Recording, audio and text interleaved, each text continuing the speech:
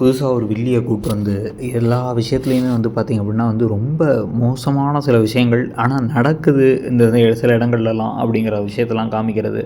அதுலேயும் வந்து பார்த்திங்க அப்படின்னா பழனிவேல் அப்படியே கூனி குறுகி போய் நின்னது சுகன்யா வந்து கொடுத்த குற்றச்சாட்டுகளால் அப்படிங்கிறதெல்லாம் ஒரு பக்கம் தாண்டி இப்போ எப்பவும் போல் இனியாவுக்கு எப்படி பாகியலட்சுமியில் ஒரு ட்ராக் நடந்துகிட்டு இருக்கோ அதே மாதிரி தான் அரசியலுக்கும் இங்கே நடந்துகிட்டு இருக்குது. இவங்க விரும்பாத ஒரு பையனை காதலிக்கும் பொழுது அந்த பொண்ணுக்கு படிச்சுட்டு இருந்தால் கூட பரவாயில்ல, உடனடியாக கல்யாணம் பண்ணி வைக்கணும்னு நினைக்கிறது. இதே மாதிரி பையனுக்கு பண்ணியிருக்காங்களான்னு பார்த்தீங்கன்னா ரொம்ப சொற்ப அளவில் தான் இருக்கும். அதே பையன் ஸ்கூல் படிக்கிறான், இல்லை காலேஜ் படிக்கிறான், இல்லை வேலைக்கு போயிட்டுருக்கான். ஆனால் அந்த பையன் வந்து இன்னமும் லேட்டாக கல்யாணம் பண்ணிக்கலாம்னு நினைக்கிறான்னா சரி ஓகே, ஆனால் அந்த பொண்ணோட சேராதங்கிறதோட வார்னிங்கோடு நிறுத்திடுவாங்க. இல்லை மிரட்டி என்னைக்காச்சும் கல்யாணம் பண்ணலாங்கிறதுக்கு ஒரு 25 வயசாச்சு பையனுக்கான தான் யோசிப்பாங்க. 17 18 வயசில் 19 வயசில் 20 வயசுலன்னு யோசிக்க மாட்டாங்க. ஆனால் வந்து 17 வயசில் வந்து அது குற்றம்னு தெரிஞ்சால் கூட நம்ம ஊரில் கல்யாணம் பண்ணுறதுக்கு ரெடியாக இருக்காங்க. அப்படிங்கிற மாதிரி தான் இப்போ அரசி வந்து college 3rd year 2nd year படிக்கிறாங்க. அப்போ தான் ஒரு 19 வயசு இருக்கணும்னு வச்சுக்கோங்க.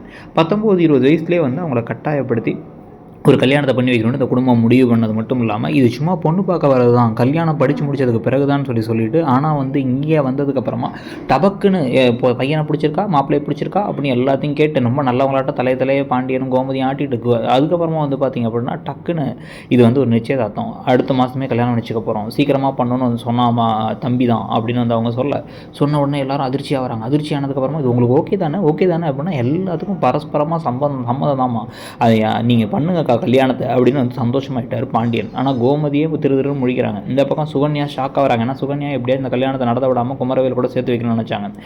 மீனாவுக்கு இவங்க படிக்கணுங்கிற எண்ணம் இருக்குது. மீனாவோட நல்ல எண்ணம் தான் கடைசியில் வந்து பிரச்சனையாகவே முடிய போகுது. கரெக்டாக வந்து படிக்கிறதுக்கு போகலாம் அப்படின்னு காலேஜுக்கு போகலான்னு போகும்பொழுது குமரவேலோட அவங்க ஓடி போகிறாங்க. திருப்பி வந்து என்ன நம்பலையா அப்படின்னு நடிச்சுக்கிட்டே சுகன்யா கூட போய் அந்த கல்யாணத்தையும் நடத்தி வைக்க போகிறாங்க. அப்போவும் இந்த பேக குடும்பம் சுகன்யா கல்யாணம் நடக்கும்போது அந்த பக்கம் போய் வேடிக்கை பார்த்தியா அப்படிங்கிற மாதிரி கேட்டுச்சா, நீயும் ரொம்ப வருத்தப்பட்டியா அப்படின்னு பாவமாக கோமதியும் பாண்டியனும் கேட்டுட்டு இருப்பாங்கன்னு நினைக்கிறேன். ஆனால் எப்படியோ ஷாக்காக ஒரு கல்யாணம் நடக்க போகுதுங்கிறத பற்றி உங்களுடைய கருத்து என்ன, இந்த கதை எப்படி போகுதுன்னு நினைக்கிறீங்கிறத சொல்லுங்கள். தேங்க்யூ.